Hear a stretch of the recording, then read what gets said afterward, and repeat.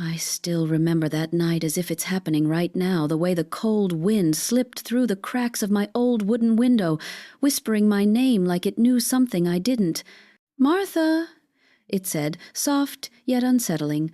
I was alone in that house again, the house that once echoed with laughter, arguments, and late-night music from my husband, Daniel.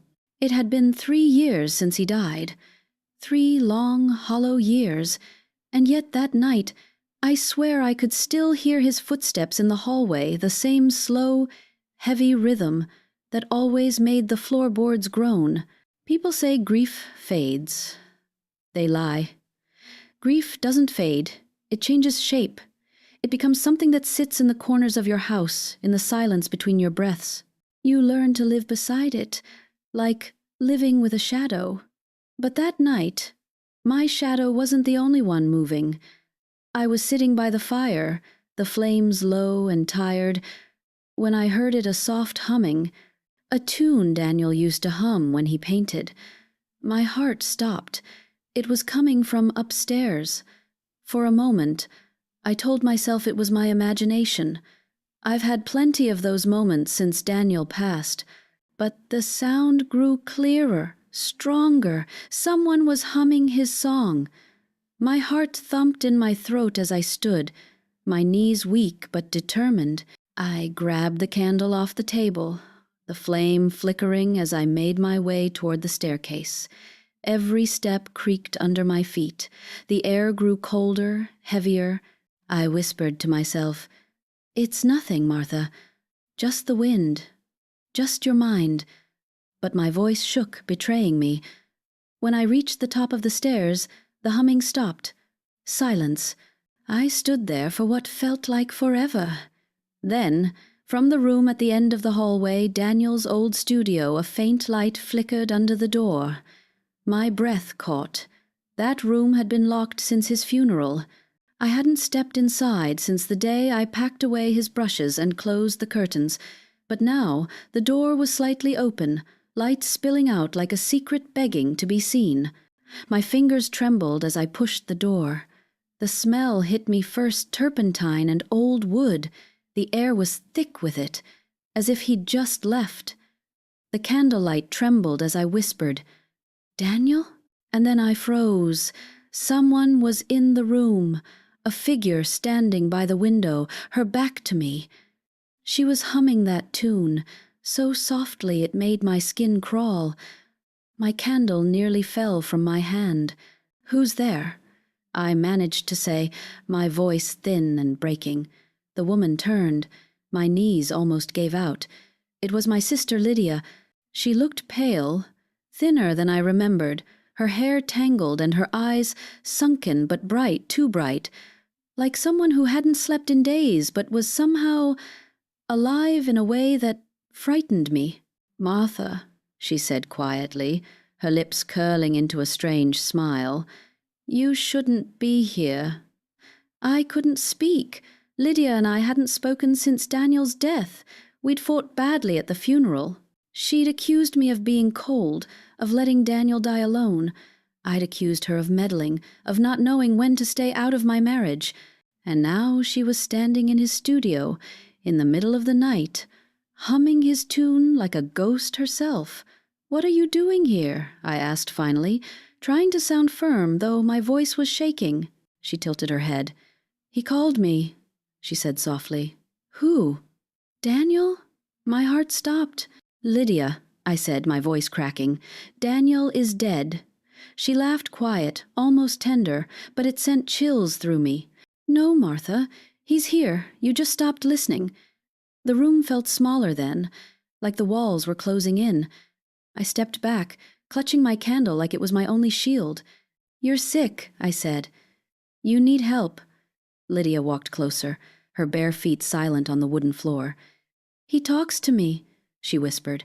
"He says you never forgave him. He says you hate him." I felt something twist deep in my chest.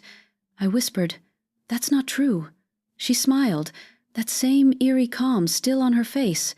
"Then why do you keep this house like a shrine? Why do you still wear your wedding ring?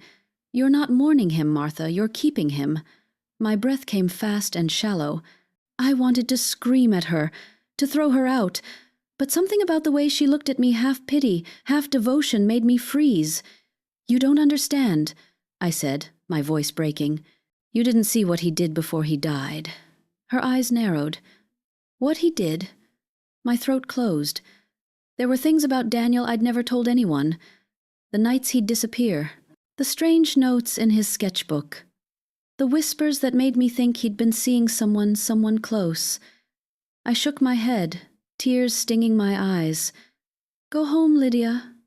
Please." She didn't move. She just looked past me, to the corner of the room. Then she smiled. "He's standing right there," she whispered. I turned. Nothing, just shadows. But I swear, for a split second, I felt it, the air shift, like someone brushing past me, the faintest scent of Daniel's cologne. My knees buckled, and I stumbled back, clutching the wall.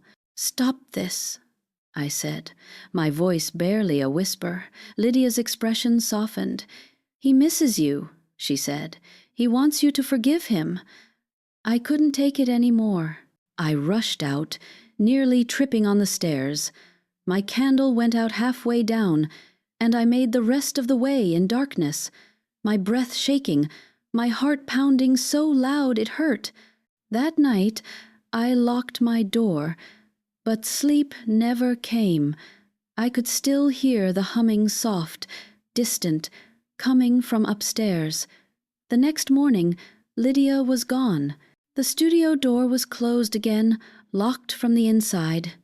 I thought I'd imagined it all, that maybe my loneliness had finally broken something inside me. But then, later that day, I found something on the kitchen table, a small, folded note written in Daniel's handwriting. It said only 5 words. I told her my truth. My hands shook so badly the note slipped from my fingers. That was the moment I knew whatever was happening in this house wasn't over, and Lydia wasn't done with me yet. The day after finding that note, I couldn't eat, couldn't think. I sat by the kitchen window staring at the hills beyond the garden, the same ones Daniel used to paint when he was alive. The sky was overcast, heavy with the kind of gray that seeps into your bones. I kept hearing his voice in my head, reading those words again and again. I told her my truth. What truth? What could he have possibly told Lydia that he never told me? I tried to reason with myself. Maybe Lydia had faked the note. She'd always had a way of mimicking handwriting. When we were children, she forged our father's signature on school letters more times than I could count. But no, something about the uneven scrawl, the faded ink, the pressure marks, it was Daniel's hand. I knew it. I'd memorized every curve of his letters from years of reading his letters to me. By evening, I couldn't sit still anymore. The house felt suffocating. Every creak, every draft made me jump. I decided to go upstairs again, though every instinct in me screamed not to. I needed answers. I needed to know what Lydia had been doing there and why Daniel's presence still clung to this house like fog. When I reached his studio, the door was locked again. I rattled the knob, it didn't budge. But then I noticed something.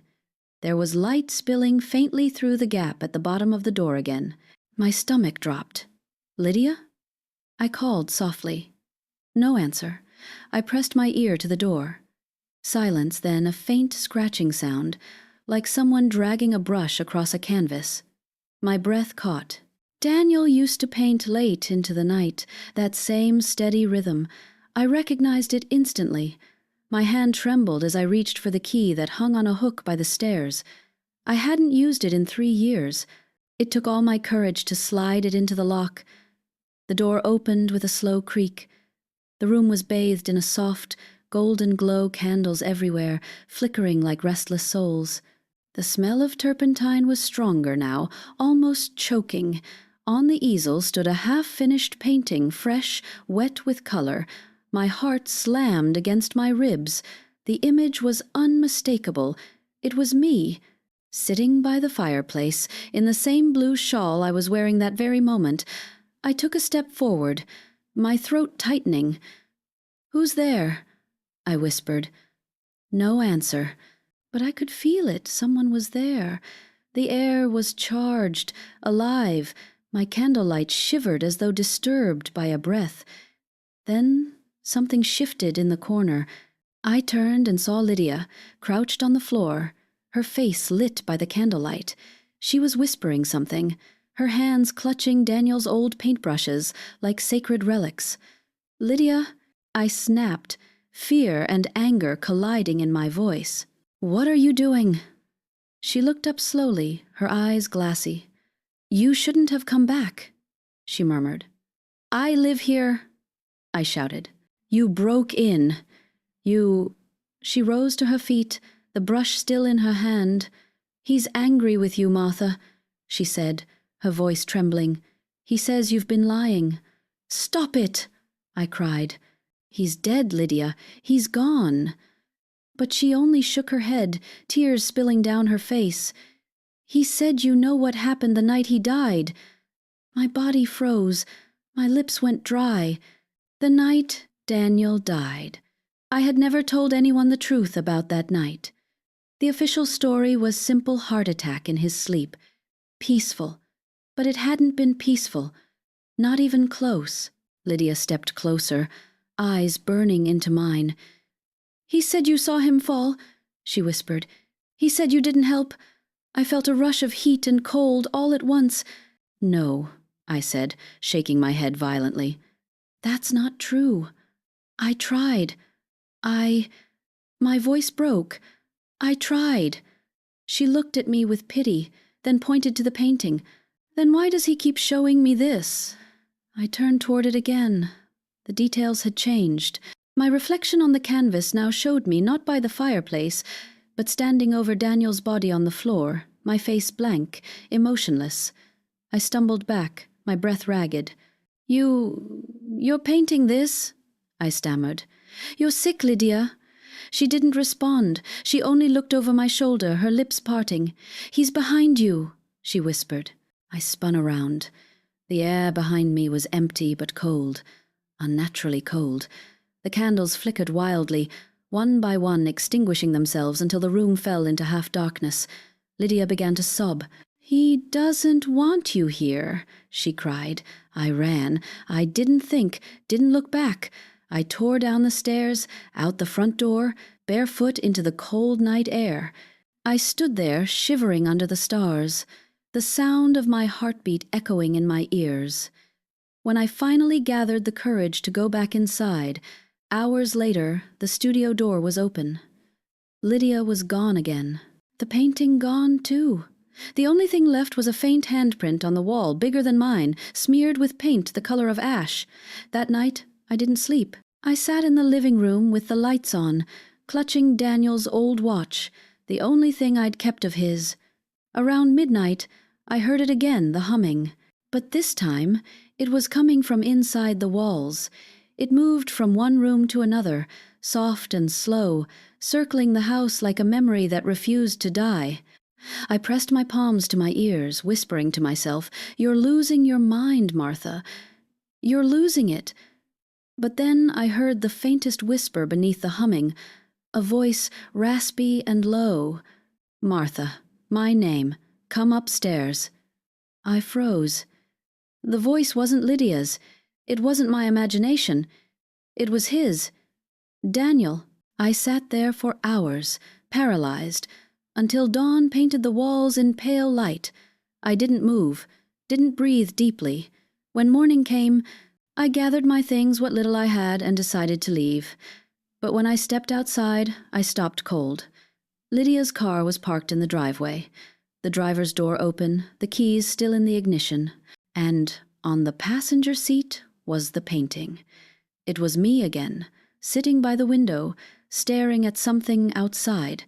But in the reflection of the glass, behind me, there was a man's figure, tall, shadowed, watching, and in the corner of the canvas, Daniel's signature, fresh, wet.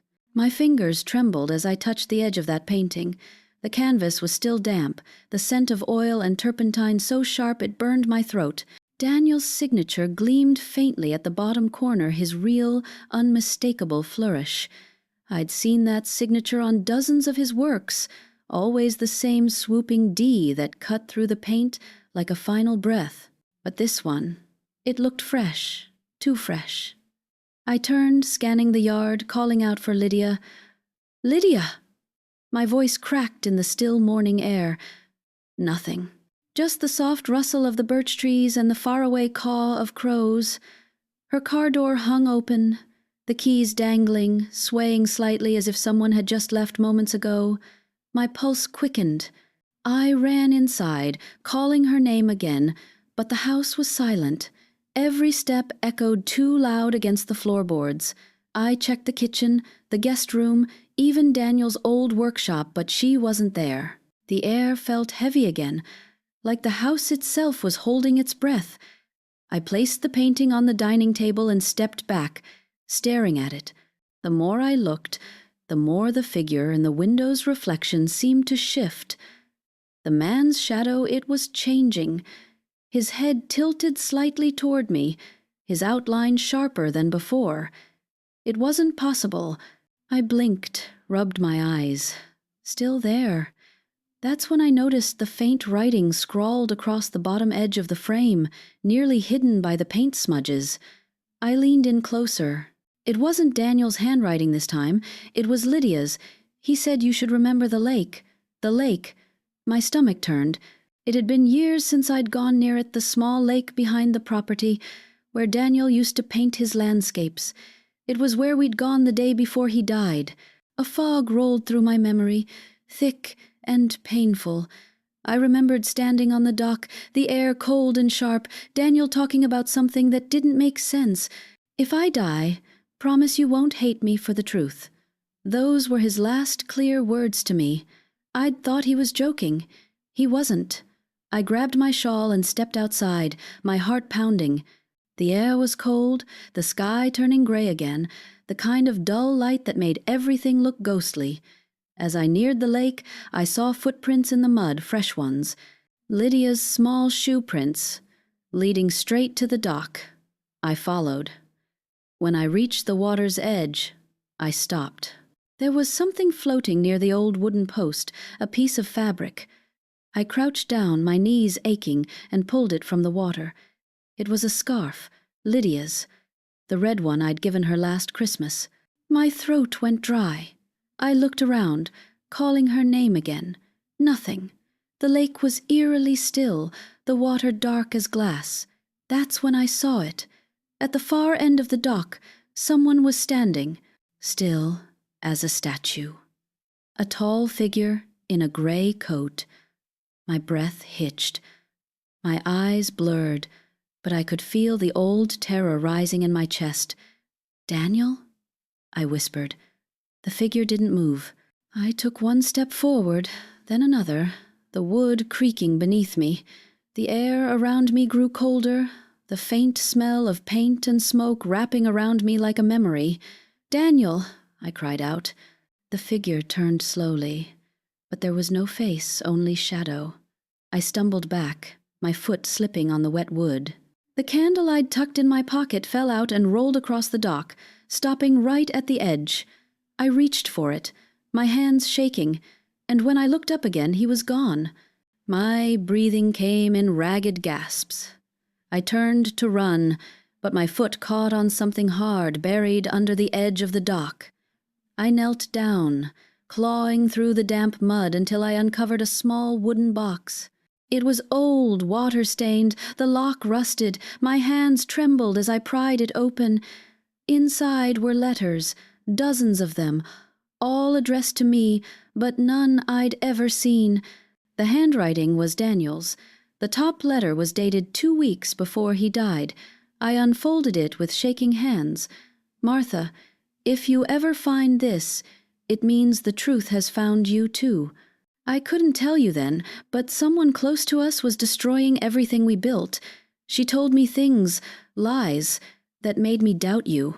And when I confronted her, she said she'd rather die than let me tell you what she'd done. I'm sorry for what's coming. I only hope you can forgive me. I reread the letter 3 times, each word sinking into me like a stone. He'd written she. My mind raced. Could he have meant Lydia? I reached for the next letter, dated the night before his death. She came to the lake again. She said she wanted to fix things, but there's something in her eyes I can't trust anymore. If I don't come home tonight, Martha, don't believe what she tells you. My hands went cold. The memory hit me like a blade. That night I'd waited for him. He never came home. They said he died in his sleep, in his car by the roadside, but the police never found his keys, his coat, or his watch. The watch. The same one I'd found on the mantel the next morning, with a faint crack across the glass. I'd assumed he'd left it there before leaving. But now, I wasn't so sure. I clutched the letters to my chest, my breath trembling. Lydia knew. She must have known. I turned to run back toward the house, mud splashing under my feet. My heart thundered, my mind spinning in chaos. If Daniel had written those words, it meant Lydia had been with him before he died. She'd lied to me all these years. When I reached the porch, the front door was open.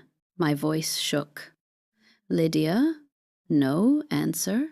The living room light flickered. I stepped inside slowly, clutching the letters like a weapon. The smell hit me, first smoke and candle wax. Then, as I turned the corner, I froze. There she was, sitting on the floor in front of the fireplace, her hands covered in ash. She was holding Daniel's watch. I found him, she whispered, her voice hollow. What are you talking about? I cried. She looked up at me with wide, feverish eyes. He's still here, Martha. He never left. He said I had to tell you what really happened. Lydia, stop!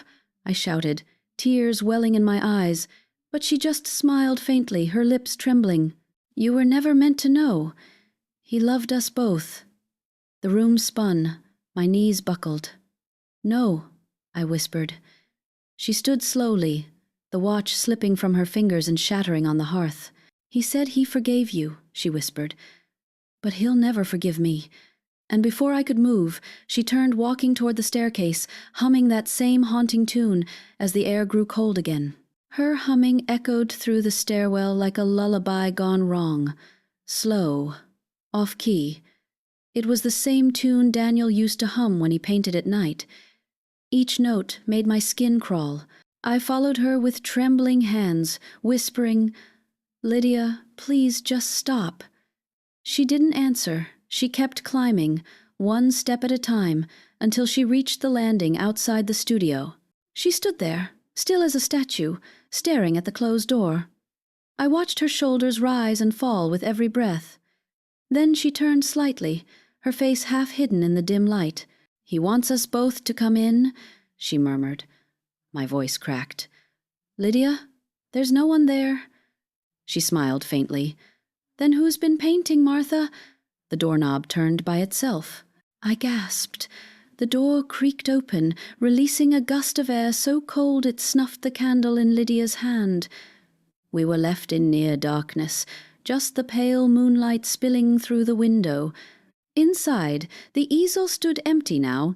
No painting, no brushes, no sign of life. But the scent of Daniel's cologne filled the air, strong, overpowering. Lydia took a step forward. He's here, she whispered. I reached out, grabbing her wrist. Stop this, Lydia! Whatever you think you're hearing, it's in your head. She yanked free with surprising strength, her eyes glassy. You always thought you were the sane one, she hissed. You always thought I was fragile, but I see things you refuse to see. See what? I demanded. Her eyes darted to the far corner of the room. Him. I turned instinctively and froze. In the reflection of the studio window, I saw us both, Lydia and me, and behind us, another shape. A tall, male figure standing just between us, his outline blurred but unmistakable. I spun around, but the space was empty. Lydia, I whispered, What did you do?" She began to sob, pressing her palms to her face. "He told me the truth. He said you pushed him." The words hit me like a slap. I staggered back. "What are you talking about?" Her eyes snapped up, wild and shining. "At the lake, that night. You argued, didn't you? You wanted him gone." I shook my head violently, tears spilling down my cheeks. "No, we argued, yes. But I didn't," he slipped. "I tried to help him." But Lydia was shaking now, trembling as though someone else were speaking through her. "He said you let him drown because you couldn't stand knowing he loved me too." Silence. Cold, suffocating silence. I felt my stomach twist. The air seemed to drain from the room. "You? And Daniel?" I whispered. She turned away, ashamed. "It wasn't meant to happen," she said softly. "He was lonely, Martha. You had grown distant. We didn't mean to hurt you." For a moment, everything inside me shattered. The betrayal, the grief, the endless nights I'd spent talking to his empty chair, it all collided into one unbearable truth. My sister, my husband, the two people I trusted most. I wanted to scream, to hit her, to collapse. But all I could do was whisper, "You killed him, didn't you?" Lydia looked up sharply. "No, he fell. He hit his head. I tried to save him." Her voice cracked into sobs. "But he was gone before I could pull him out." The room felt like it was spinning. I pressed a hand against the wall to steady myself. "And you lied. You let everyone think he died in his sleep." She nodded slowly, tears streaking her face. "I couldn't tell you. You would have hated me. But he wouldn't leave me alone, Martha. He kept coming back. In my dreams, in the house, whispering, blaming me. And tonight he said you had to know. That's why I came back." I stared at her, barely breathing. Then the candles relit themselves one by one until the room glowed again. The air thickened, heavy and humming with static.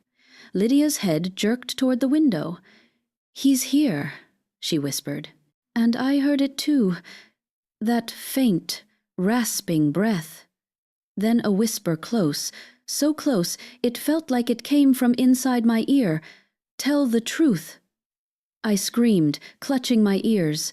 The window shattered with a loud crack, glass scattering like snow across the floor. The flames flickered violently, then went out again. When the silence returned, Lydia was on her knees, sobbing into her hands. I collapsed beside her, trembling. "What does he want from us?" I whispered. She looked up slowly. "Peace," she said. "He wants peace." For a long moment, neither of us moved. The room was still, heavy with grief and things unsaid. Then Lydia stood, brushing the shards of glass from her dress. "We have to go to the lake," she said quietly. "He's waiting there." I stared at her, horrified. "No, Lydia, we're not going back there." She looked at me with that same haunted calm. "If we don't, he'll never stop." I didn't want to believe her, but deep down I knew she was right. Every night since Daniel died, the lake had haunted my dreams. Maybe it was time to face it. We left the house before dawn, walking in silence. The fog hung low over the fields, the kind that swallows sound and turns everything gray. Lydia walked ahead, clutching Daniel's watch in her hand like a charm. When we reached the lake, the surface was still, a perfect mirror. The dock creaked under our weight as we stepped onto it. Lydia stopped halfway, kneeling to touch the water. "Daniel," she whispered, "we're here." A ripple spread across the lake, slow and deliberate, as though something beneath had heard her. "Do you feel that?" she asked. "Yes," I breathed. The air was colder now, my breath fogging in front of me.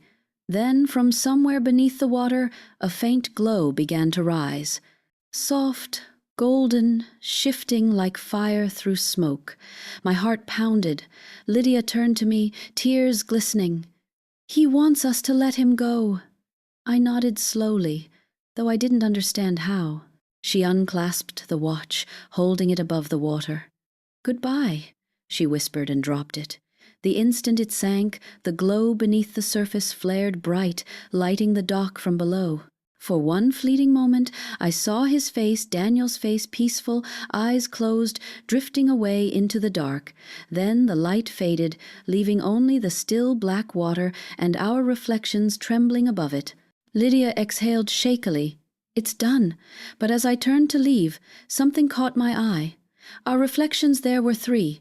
Mine, Lydia's, and one more, standing between us. The third reflection stood perfectly still between ours. The water rippled faintly, yet that shadow did not move. My breath caught in my throat as I leaned closer. The outline was unmistakable, broad shoulders, a tilted head, and that same slant Daniel always had when he painted, as if his spine curved slightly toward the world he was creating. "Lydia," I whispered, "do you see it?" She didn't answer at first. Her lips trembled as she stared into the water. "Yes," she breathed. "He's still here." The reflection began to move, not like a ripple or illusion, but as though the shadow itself was stepping forward. I stumbled back, nearly slipping off the dock. Lydia didn't move. Her eyes were locked on the water, her face pale as bone. "Daniel," she whispered, "please, let go." The air grew colder. I could feel it seeping through my shawl, creeping up my neck. The reeds at the edge of the lake rustled, though there was no wind. I could hear something faint, like a whisper, just beneath the water's surface. Then, suddenly, a hand broke through the water. I screamed and stumbled backward, falling hard onto the dock. Lydia gasped, crawling closer instead of away. The pale hand, dripping and translucent, reached upward, as if begging to be held. "Lydia, don't!" I shouted, but she reached out anyway, tears streaming down her face. "He just wants to say goodbye," she sobbed. Her fingers touched the cold, wet outline, and the water erupted. A gust of freezing air slammed into us, knocking the breath out of my lungs. The dock groaned under our weight as waves crashed against it, though the lake had always been still as glass. I saw it then for only a moment, Daniel's face beneath the surface, eyes open, mouth moving as though forming words I couldn't hear. Then it was gone. The water stilled again, the reflection vanished. Lydia collapsed onto the wood, sobbing uncontrollably. I crawled to her, wrapping my arms around her shoulders. "It's over," I whispered, though even as I said it, I didn't believe it. We sat there for a long time, listening to the stillness. The sun began to rise, faint gold cutting through the fog. It should have felt peaceful, but something was wrong. I could feel it like the air itself was watching us. "Let's go home," I said finally, my voice barely a whisper. Lydia didn't argue. We walked back in silence, our shoes leaving deep prints in the damp soil. When we reached the house, everything looked the same, yet different, like a photograph slightly out of focus. The light inside was dull, gray. I set my shawl on the chair and turned toward Lydia, but she was staring at the staircase. "What?" I asked quietly. Her lips parted. "Do you hear that?" At first I didn't. Then, faintly, the sound came again, a low, rhythmic thump, like footsteps, coming from upstairs. I froze. "No," I whispered. "That's not possible." Lydia began to walk slowly toward the stairs. "He's back," she murmured. "Lydia!" I grabbed her arm, but she shrugged me off. "No," she said softly. "He's not angry anymore. He just wants to show us something." Before I could stop her, she was climbing, one step at a time, just as before. My body trembled. Every instinct screamed at me to leave, to run, but I couldn't. Not while she was still walking into the darkness like a woman possessed. I followed her up. The hallway was darker than it should have been. The morning light didn't reach here anymore.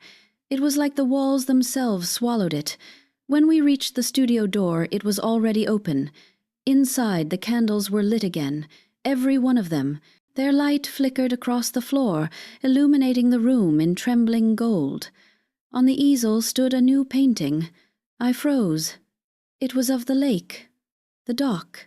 2 women sitting side by side, their reflections mirrored in the water, and behind them, Daniel's ghostly silhouette standing tall, his hand on one of their shoulders. But it wasn't random. It wasn't just art. The woman he touched wasn't Lydia. It was me. Lydia stared at it in horror. "That's not how it was," she whispered. "He loved me." I shook my head, stepping closer, drawn to the painting like a moth to flame. The brushwork, it was Daniel's. Every stroke, every shade. But that wasn't possible. "Lydia," I said softly, "maybe this isn't about love anymore. Maybe it's about truth." She turned on me, her face twisting with something I didn't recognize. Rage, heartbreak, madness. "You think you were innocent?" she spat. "You let him drown. You wanted him gone so you could live your perfect little life again." "That's not true," I cried. "I loved him. Even after I knew what you did, You what?" she demanded, stepping closer. "I forgave him," I whispered. Lydia's eyes widened. "You forgave him," she repeated, her voice cracking. "You forgave him, but you never forgave me." Tears filled my eyes. "Because you're still here," I said softly. "You're still haunting me." Something snapped inside her. She lunged forward, shoving the painting off the easel. It crashed to the floor, the canvas tearing down the middle. The candles flickered violently, some going out. "Stop it!"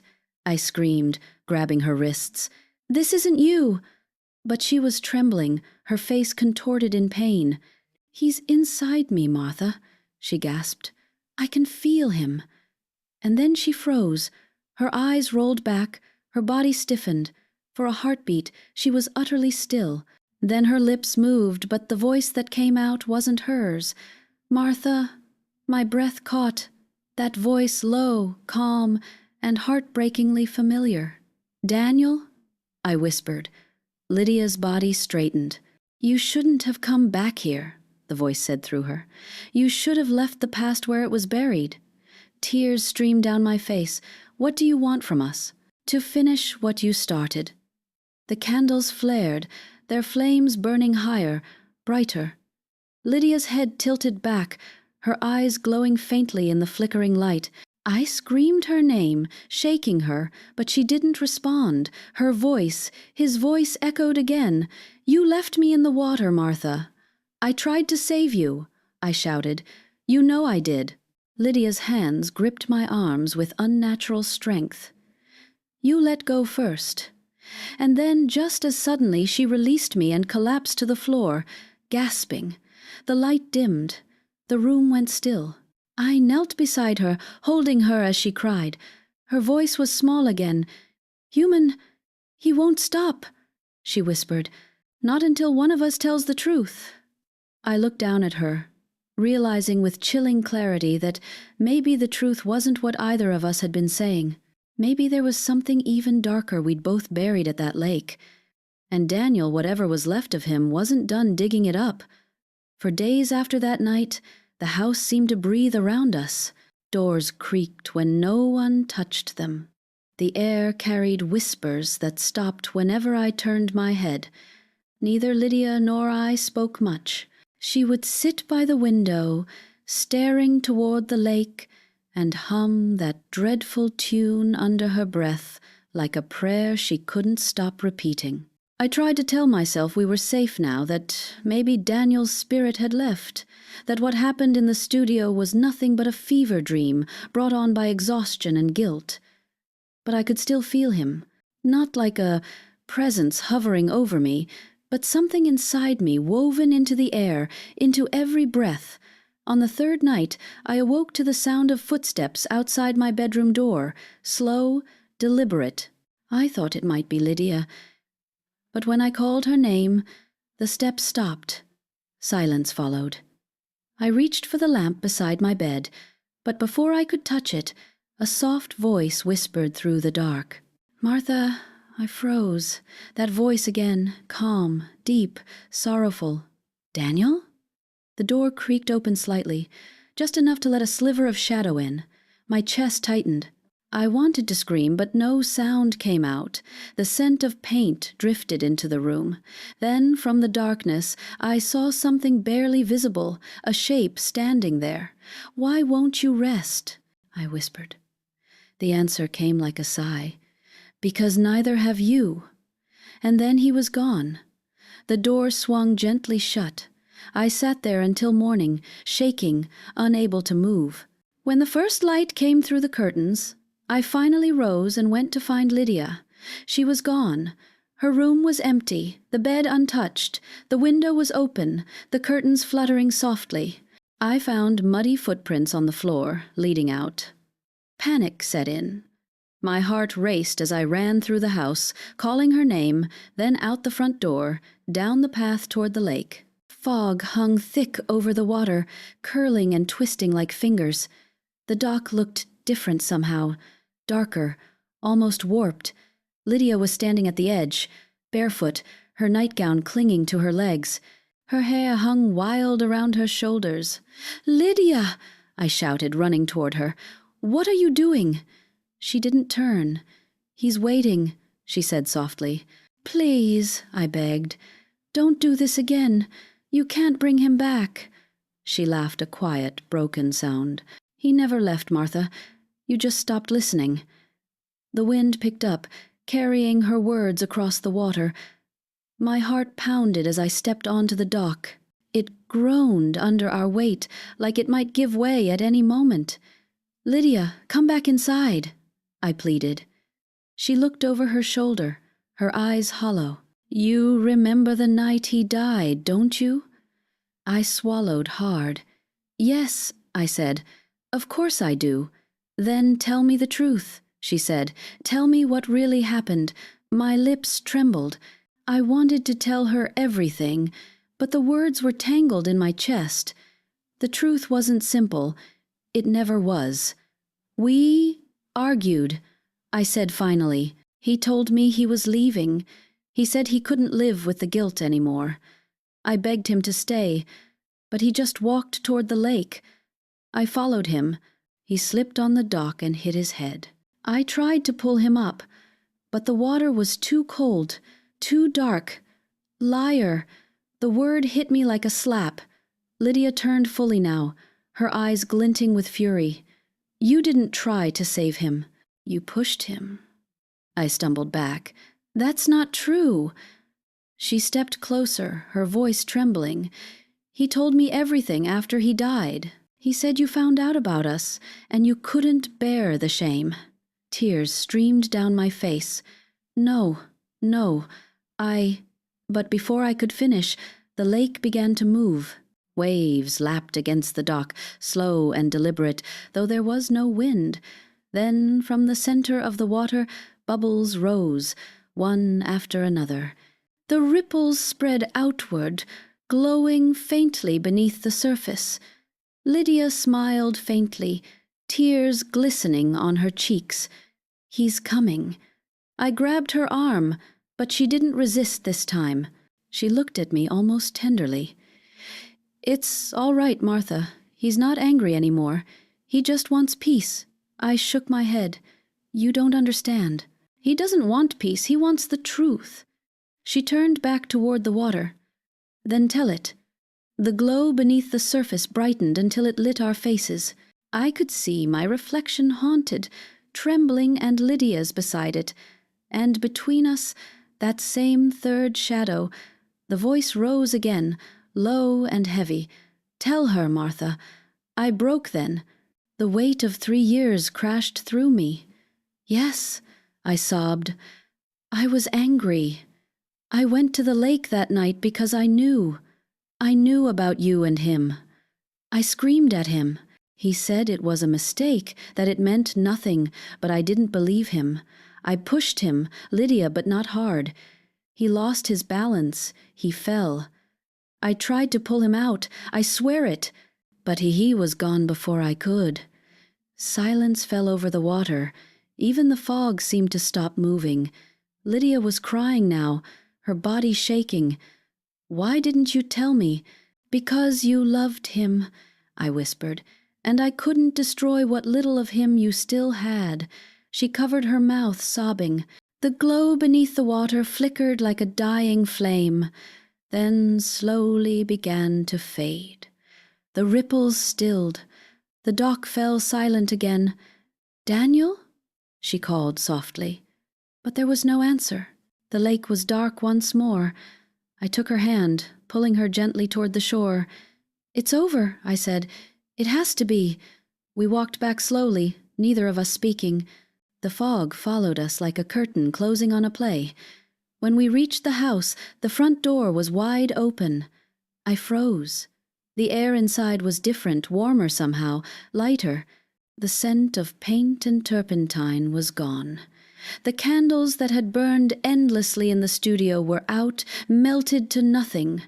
Lydia wiped her eyes. "Do you think he's gone?" I nodded faintly. "Maybe he's finally free." But deep down, a small voice whispered that peace was never that easy, that something had shifted but not ended. That night, for the first time in years, I slept without hearing his voice. But when I woke at dawn, Lydia's bed was empty again. On her pillow lay a single brush, wet with paint, and on the wall above it, written in Daniel's hand, were the words, "Not both of you." I stood staring at those words scrawled across the wall, "Not both of you." They looked freshly written, the paint still wet, glistening in the faint morning light. For a moment, my mind went blank. I couldn't move, couldn't breathe. Those 3 words carried a weight that froze the blood in my veins. Not both of you. Did that mean Daniel only wanted one of us alive, or one of us forgiven? My heart pounded so hard I thought it might crack my ribs. I turned toward the doorway, calling, "Lydia!" My voice echoed through the house, thin and broken. No answer. The silence pressed in on me, thick as fog. I took a shaky step back, clutching the frame of her door. The air felt wrong heavy, humming with static. Somewhere upstairs, a floorboard creaked.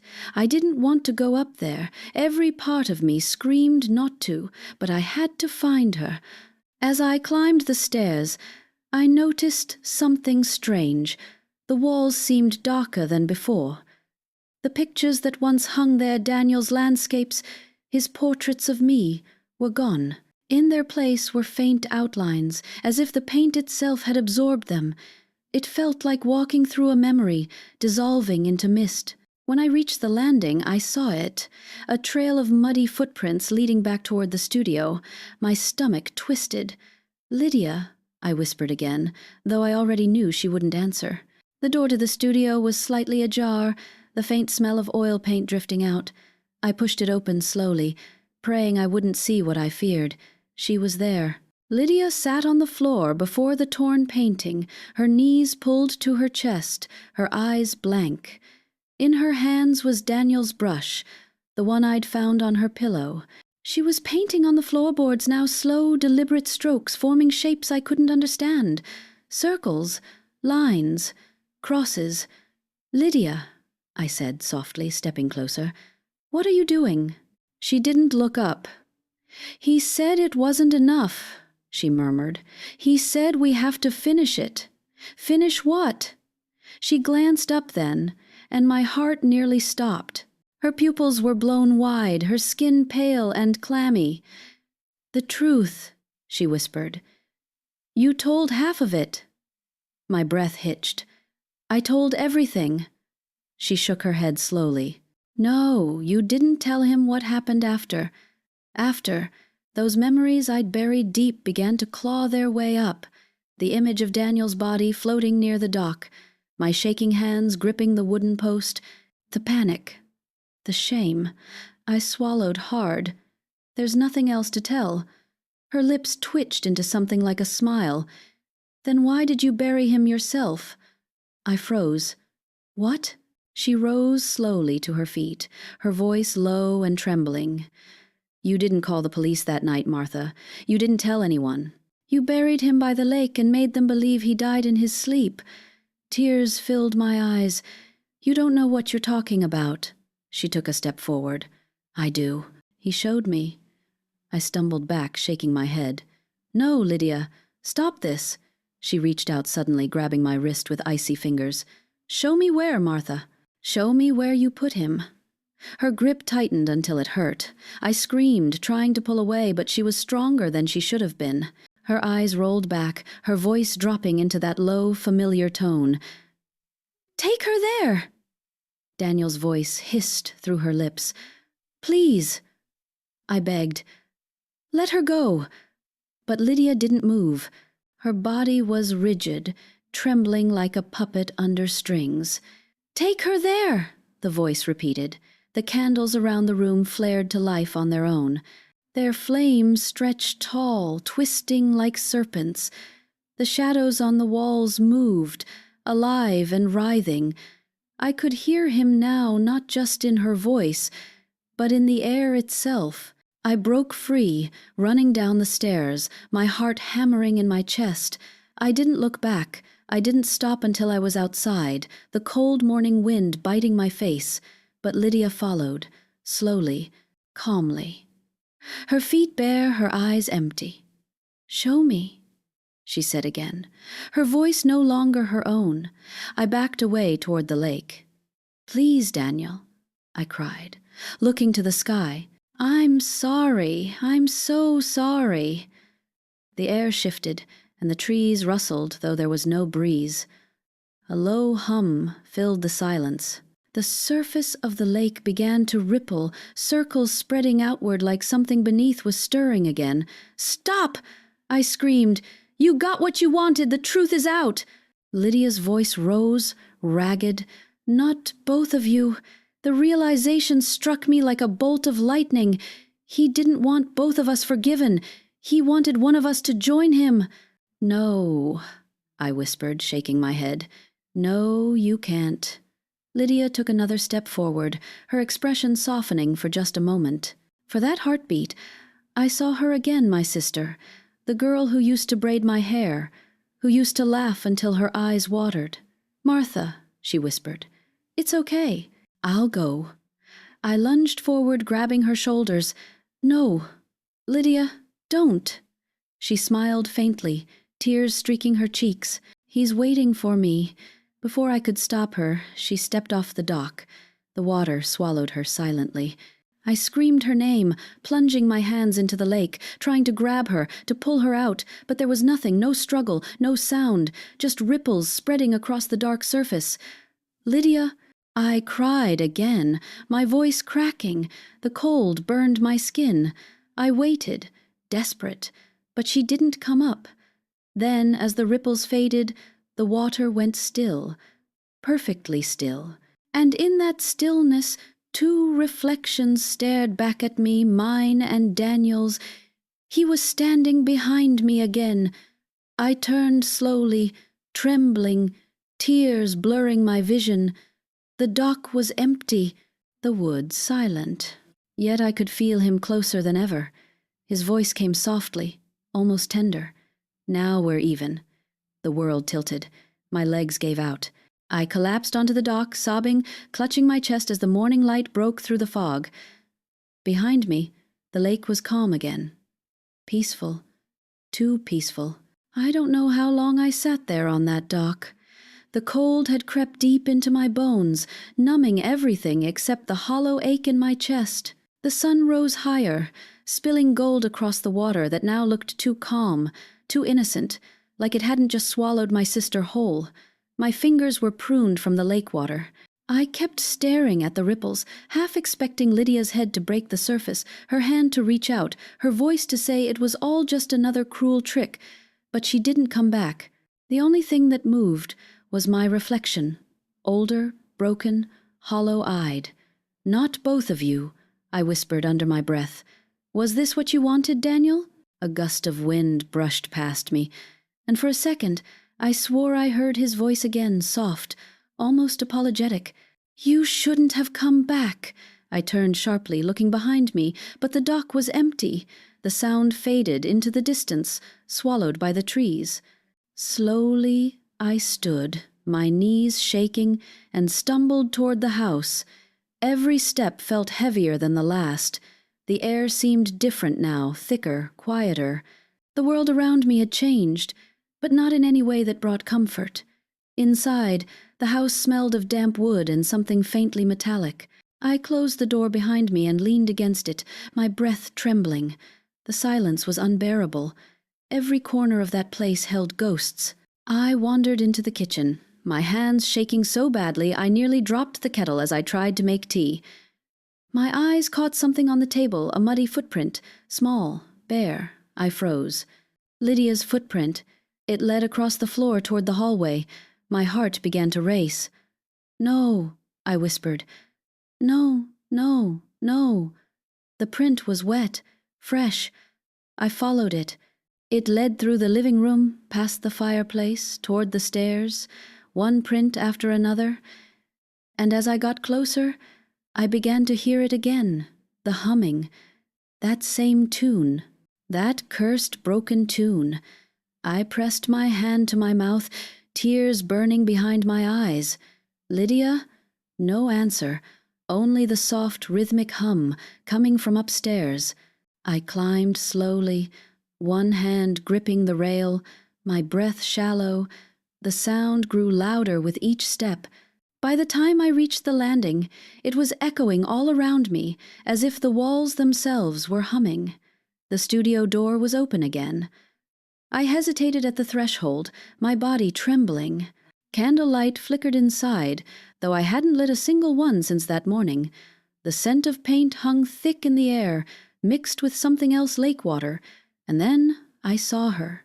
Lydia was sitting on the floor, her dress dripping wet, her hair plastered to her face. Her skin was pale, almost blue. She was painting. "Lydia!" I gasped, rushing forward. "Oh, God, you're alive!" She didn't look up. Her brush moved slowly across the canvas, her hand steady, her expression serene. I knelt beside her, gripping her arm. "Lydia, talk to me. What happened? How did you—" She turned to me then, and I felt the world tilt. Her eyes were milky white, empty, her lips parted slightly. "He forgave me," she whispered. My blood turned to ice. "Lydia, what are you painting?" She smiled faintly, and for a moment she almost looked like herself again. "Us," she said. I turned to the canvas.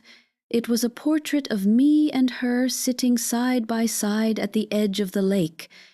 But behind us stood Daniel, his hands on both our shoulders, his face clear this time, smiling, peaceful. And beneath the painting, scrawled in dripping red paint, were words that made my stomach lurch. "Now I'm not alone." I stumbled back, my hand flying to my mouth. "No," I whispered. "No, no, no." Lydia stood slowly, the brush slipping from her fingers. The sound of it hitting the floor was deafening in the silence. "He said we can be together now," she murmured. "All of us. Lydia, please." I sobbed. "You need help. This isn't you." But she only tilted her head, smiling softly. "You'll understand soon." Before I could move, she stepped toward the open window. The cold wind swept in, whipping her wet hair around her face. "Lydia!" I screamed, rushing forward. She looked back at me, her expression calm. "He's waiting." And then she stepped out. The scream that tore from my throat wasn't human. I ran to the window, leaning out. The garden below was empty. No body, no sound, just the faint shimmer of movement near the trees, like mist dissolving in the dawn light. I fell to my knees, shaking, sobbing into my hands. The room around me seemed to pulse with energy, the candles flickering wildly. I could hear whispering again 2 voices now, his and hers, intertwined. "Don't cry, Martha," Lydia's voice murmured faintly. You'll be with us soon." I backed away, heart pounding, until my back hit the wall. "No," I gasped. "You're gone. You're both gone." The air shifted again, colder, denser. The candle flames stretched toward me like reaching fingers. Then from somewhere deep within the shadows, Daniel's voice came again, soft, patient, familiar. "Martha." I squeezed my eyes shut, shaking my head. "No, you're not real." "Martha," he said again, "you brought this on yourself." My eyes snapped open. He was standing there, clear as day. Daniel. He looked exactly as he had before he died, hair damp from the rain, paint stains on his hands, that weary smile that used to undo me. Only now, there was something different in his eyes, something dark. "Why?" I whispered. "Why won't you leave me alone?" He took a slow step forward, his voice low and echoing. "Because you never let me go." I pressed myself against the wall, trembling. I tried. I cried. "I buried you. I mourned you." He smiled faintly. "You buried the wrong body." The room tilted. "What?" He reached out a hand, his touch freezing the air. "You never looked, did you? You buried what she left for you to find. You never checked the face." My breath caught. The memory hit me like lightning the night I found him by the dock, his body twisted, pale under the moonlight. I hadn't wanted to see. I'd covered him, crying, too afraid to look again. Daniel stepped closer, his voice now just a whisper in my ear. "It wasn't me, Martha." I gasped, stumbling backward.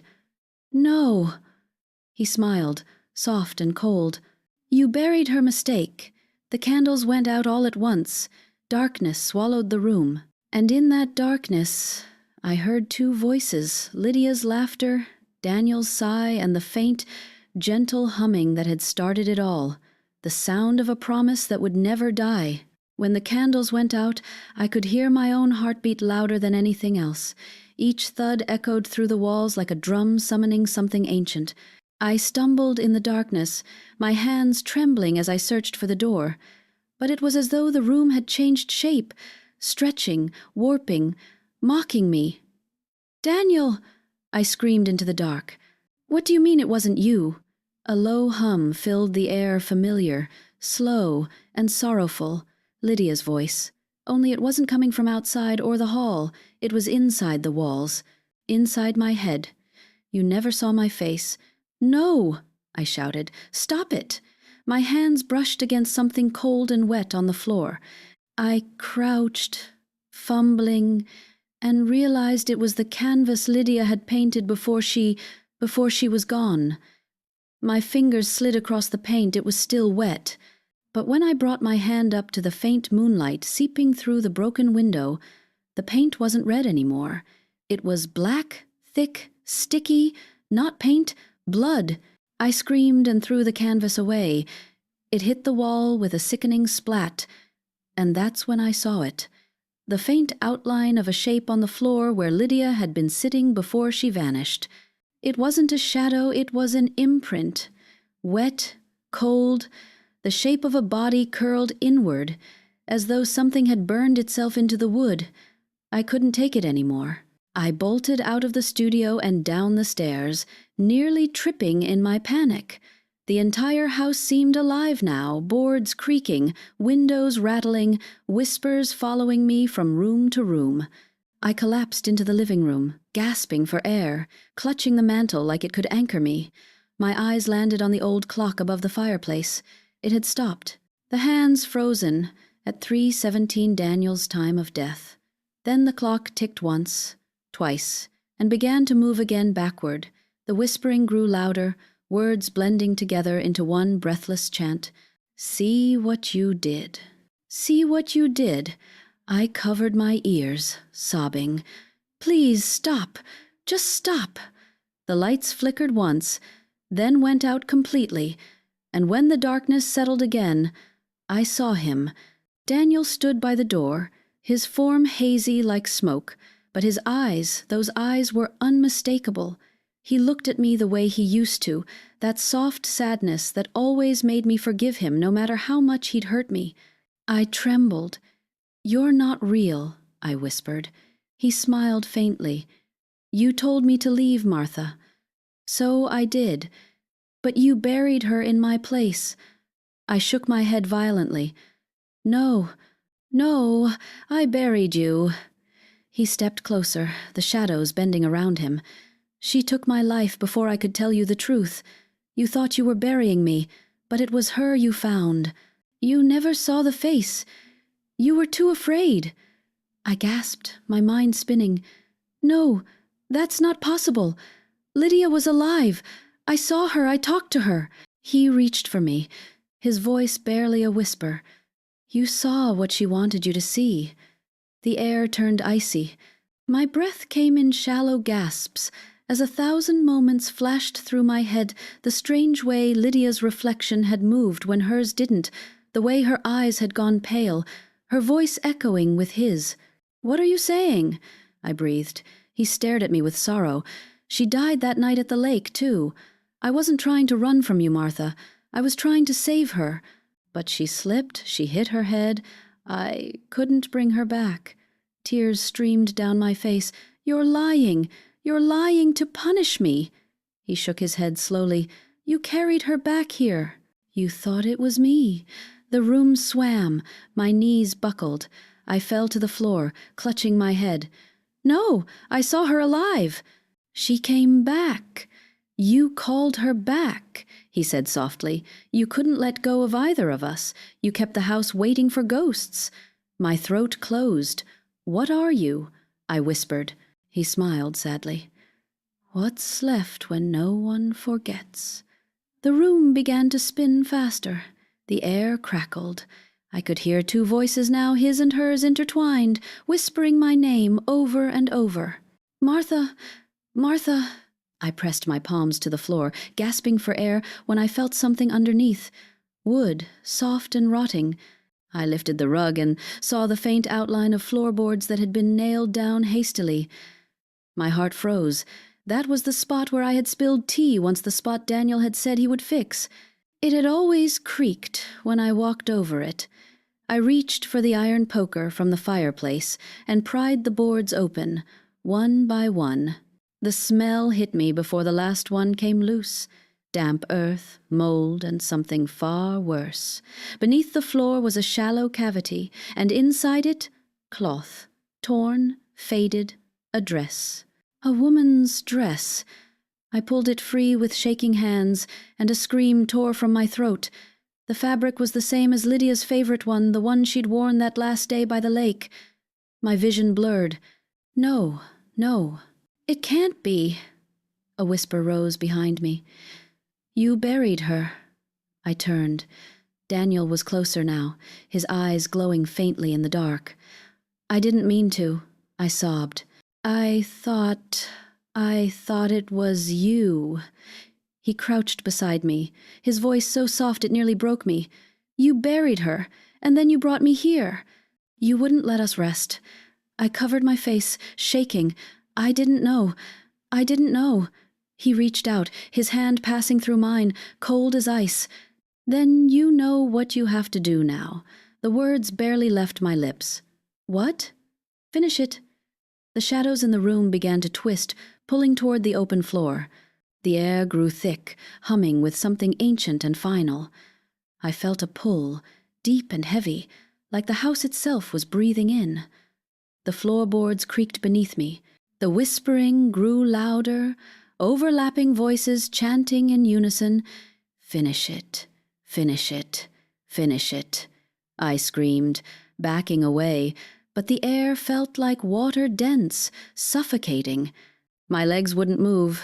Daniel's face softened. "It's time to let go, Martha." Tears streamed down my face. "If I do, what happens to me?" He smiled sadly. "You already know." The room began to dissolve, light breaking through the darkness like water bursting through glass. The lake shimmered in my mind, reflecting 3 figures, Daniel, Lydia, and me standing together on the dock. For the first time in years, I felt warmth, peace, and then everything went white. When I opened my eyes, the air was still. No whispers, no footsteps, no hum of voices hiding behind the walls. Only silence, and the faint shimmer of morning light bleeding through the curtains. I was lying on the living room floor, the boards cold against my skin. My hands were stiff, covered in dust and dried earth. The trapdoor beneath me was gone. The floorboards were sealed again, neat and unbroken, as though I'd never pried them open. For a long time I didn't move. I was afraid that if I did, everything would start again, the voices, the shadows, the lake, but the silence held. "Daniel?" I whispered. My voice cracked, small and uncertain, no answer. I pushed myself up slowly. Every bone ached. My breath fogged in the faint chill, though no window was open. The house felt empty now, truly empty. The painting supplies were gone from the table. The scent of turpentine had faded. The air was dry and dull, like a place abandoned for decades. I looked toward the fireplace, half expecting to see the clock stopped again, but it ticked softly, steady and alive. I walked to the mirror by the hall. For a moment, I didn't recognize the woman staring back at me. Her hair, silver and wild, her eyes, tired but strangely clear. The faintest smear of dirt still streaked her cheek. But something was missing from her reflection. Behind her, there was no one else. No shadow, no figure, just me. I pressed my hand against the mirror. "It's over," I whispered. "It has to be." The words trembled, half a plea, half a prayer. I turned toward the kitchen, needing water, something, anything to pull me back into the world of the living. As I poured it into a glass, the faintest glimmer caught my eye, a photograph lying by the window. It must have fallen out from one of the old albums. It was from years ago. Daniel, Lydia, and me. We were younger then, laughing in the garden. Daniel's arm was around both of us, his smile easy, his eyes full of that warmth I once thought eternal. I ran my thumb over Lydia's face, her bright smile, her hand resting gently on mine. Tears blurred my vision. "I'm sorry," I whispered. "I should have seen. I should have known." The floor creaked softly behind me. I froze, the glass trembling in my hand. I didn't turn right away. I didn't breathe. For a second, I thought it was starting again. Then, a voice that was neither a whisper nor a ghost, just memory. "Let go." And I understood. It wasn't a demand. It was permission. I placed the photograph gently back on the table and went to the front door. The morning air outside was crisp and pale. The trees stood still, their leaves trembling faintly in the light breeze. I walked barefoot down the path toward the lake one last time. The water was clear now, still as glass, reflecting the sky like a perfect mirror. No fog, no voices, no shadows waiting beneath. Just the quiet hum of the world waking up. For the first time since Daniel's death, the lake looked peaceful. I sat at the edge of the dock, my feet brushing the surface. The ripples spread slowly, soft and harmless. "I loved you," I said to the water, "both of you." A single tear fell, breaking the reflection. For a moment, the ripples formed shapes, two figures, side by side, hands entwined, and then they faded into nothing. A calm settled over me. It wasn't joy. It wasn't grief. It was something quieter acceptance. I sat there until the sun was high enough to warm my skin. The birds began to sing again, timid at first, then bolder, as though they'd been waiting for the silence to lift. When I finally stood, I felt lighter. My legs shook, but not from fear. I walked back toward the house, the same house that had once been full of ghosts and echoes, and for the first time in years, it felt like a home again. In the doorway, I paused. The faint smell of coffee lingered, carried from some forgotten morning long ago. I could almost hear Daniel's laughter from the kitchen, Lydia's teasing voice from the garden. But they were only memories now. Gentle ones. I turned toward the mantel, where the old clock still ticked. Beneath it sat Daniel's wedding ring, the one he'd always worn. I didn't remember placing it there. Maybe I never had. Maybe it had been waiting. I picked it up, turning it in the light. The gold caught the sun, warm against my palm.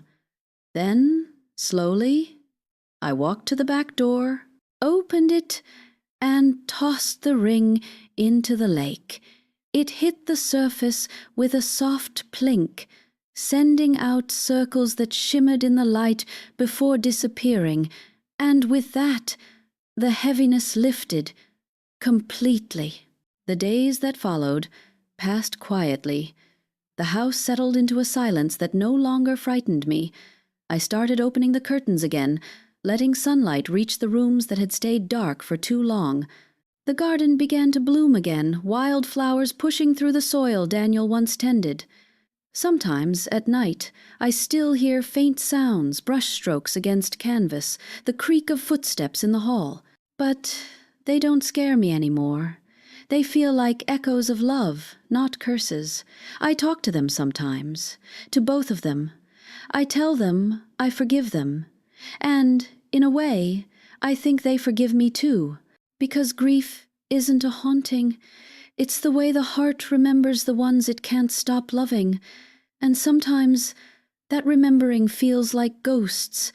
It's been months now since the last whisper. The lake remains still, the house quiet. But when the sun sets just right, I swear I can see two shapes on the dock. Lydia's laughter frozen in the air, Daniel's hand brushing hers. They don't look back anymore. They just fade with the light, finally together, finally gone. And I stay here, alone but at peace, in the home we built out of love, mistakes, and memories. Sometimes, when the evening wind blows through the trees, it sounds like humming. But this time, I smile, because it no longer feels like a warning. It feels like goodbye.